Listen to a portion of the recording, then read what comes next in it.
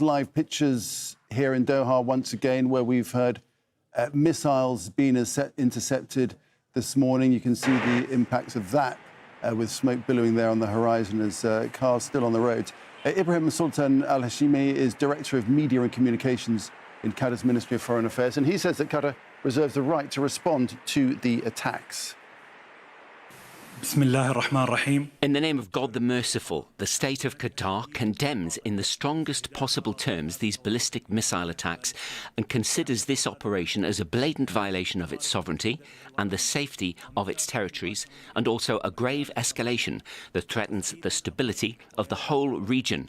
The Ministry of Foreign Affairs has already affirmed in an official statement that it reserves its full right to respond in accordance with international law and with the Charter of the United Nations in proportion to the size of the attacks, in order to protect its sovereignty and to protect its higher interests.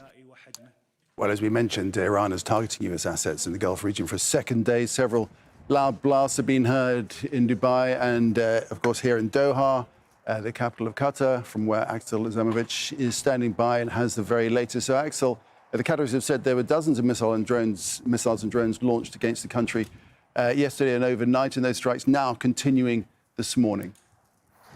Yeah, that's correct, Nick. We've seen another wave of attacks coming from Iran. In the past hour or so, we heard at least 10 explosions over the Qatar's capital, Doha. But what we understand that there is a plume of smoke rising from the industrial area. That's the neighborhood here in Doha.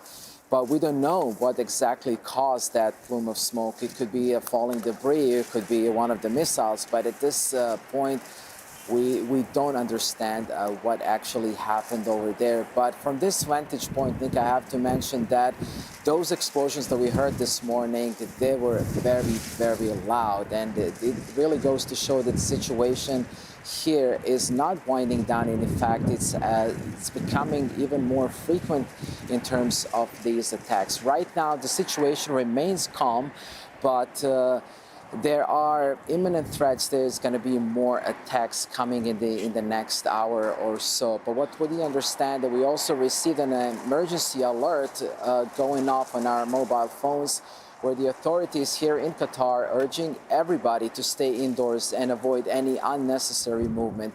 But also, we are getting reports that there's been more attack in Dubai and across the region. We also heard that air raid sirens went off in Bahrain, and that's what we understand. And of course, the entire region is following what's going to happen next.